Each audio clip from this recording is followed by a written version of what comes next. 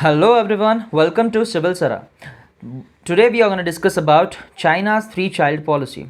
Why the China has implemented the three-child policy from the earlier one-child policy and two-child policies respectively. What are the reasons behind these change and what are the challenges which the population of the China has been posing on the world's second largest economy of the world.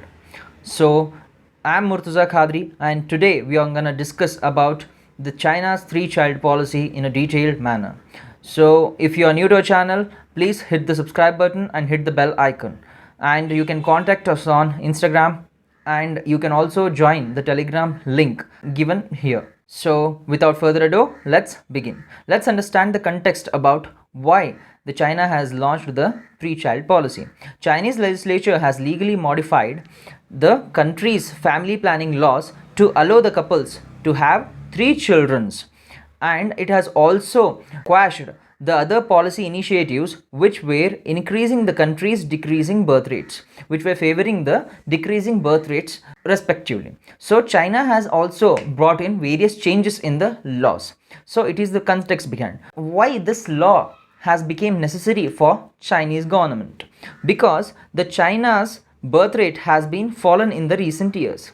In 1979, when the one child policy came into effect, the Chinese birth rate was here. So in 2016, the birth rate has been decreased drastically, due to which the China has launched the three-child policy.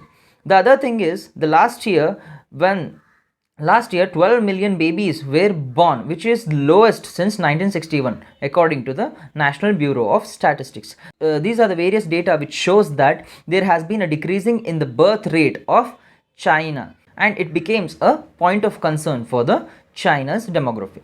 So let's understand what are the other reasons due to which the China has launched a three-child policy.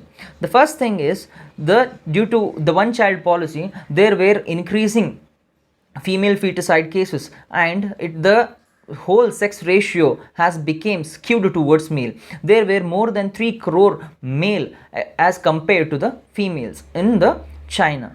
Hence it has become one of the major point of concern for them. The other thing which has led to the China's three-child policy is increasing the aged population, as the elderly population has been increasing from the past 3 to 4 decades, and it has become a point of concern because the whole demography and the working population of the China will be depending upon the youngsters. So hence, to overcome this challenge, the China has launched a three-child policy. So let's understand what is China's one-child policy and what are the concerns of the one-child policy which has led to these changes. The first thing is Chinese leader Deng Xiaoping, who has launched the one-child policy in 1980s.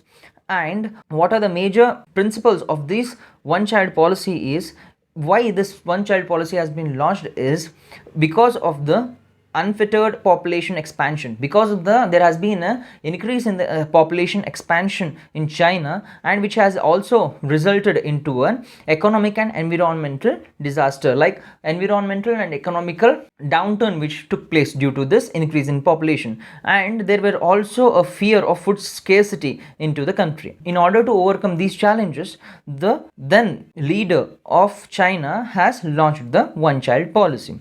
So how this one-child policy has been implemented? They have used various ways, like financially incentivizing the families to have one child and also making the contraceptions readily available. The other thing which has led to this is enforcing the punishment against those who break this policy.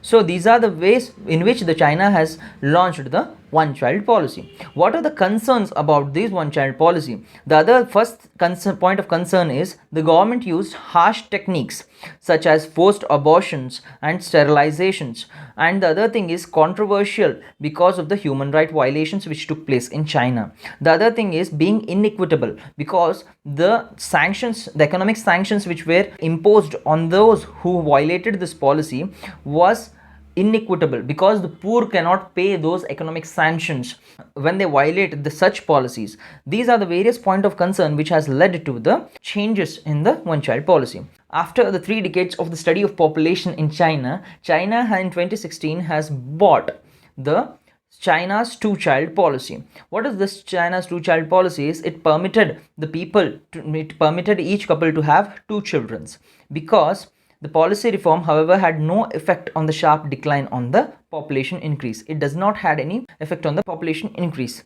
And the other thing is, in 2020, approximately 12 million infants were born according to the census 2020, and there has been a considerable drop from the previous year figures of 18 million.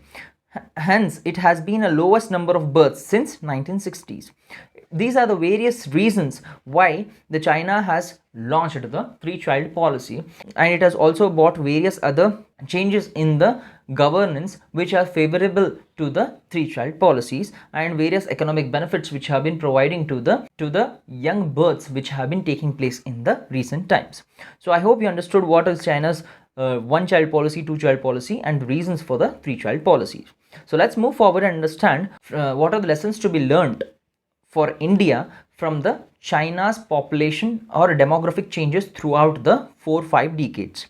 The first thing is, India should avoid stringent measures, because India's position could be worse if they coercively implement the two-child limit.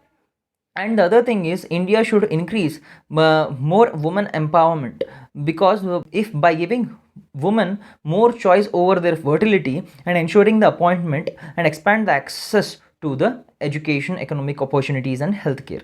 And the other thing is, need to stabilize the population, as India has done a fantastic job by implementing the family planning measures. Now its replacement of fertility rate of 2.1, which is ideal and which is very good. The other thing is, there has been various other states like Sikkim, Delhi, other etc., which has a replacement fertility rate which is below 2, and which is very challenging, and we need to take positive measures over those states, because in 30-40 years we might also end up in the same situation as China. So these are the lessons to be learned from the China. So let's move forward and understand the India's demography. India's population growth has been remarkable in the recent times, and it has reached with more than 1.38 billion population, and it has increased by 12.4% over the previous decade, and it is lower than 17.7% increase in 2001 to 2011. The other thing is, according to 2019 United Nations report, India will overtake China's as the world's most populated country by 2027. Between 2019 to 2020, India predicted to grow roughly 273 million people across the globe. So these are the various important facts about the Indian demography. So let's understand what are the measures taken by the government to control the population. The first measure which has been taken is Mission Parivar Vikas. In 2017, the government has launched Mission Parivar Vikas, 146 high fertility districts, with the goal of significantly boosting the contraceptions and family planning services to those 146 high fertility districts. It has been a game changer in the population, and it has been a game changer in the population control measures. The other measure which taken by the government is compensation scheme for the sterilization acceptors. Those who have accepted for the sterilization, there has been a compensation for them to boost the confidence of more people in the sterilization exceptions. The other thing is National Family Planning Indemnity Scheme. National Family Planning Indemnity Scheme, which has been launched in 2005 to make the family planning effective into the government, and helps in controlling and maintaining the population throughout the country. So these are the various measures which have been taken by the government of India. So I hope you understood what is China's three-child policy, what are the reasons for the three-child policies, and what is China's one-child policy and two-child policy, what are the reasons for that, and what are the lessons that India could learn from this demographical change in the China. So if you have any doubts and queries, please do comment in the comment section below, and if you like the video, please hit the like button, share among your friends, and subscribe the channel, so that it boosts my confidence and help me in bringing more and more videos for you guys. So thank you very much. Your response has been amazing. You can follow us on Instagram and join us on Telegram. Thank you.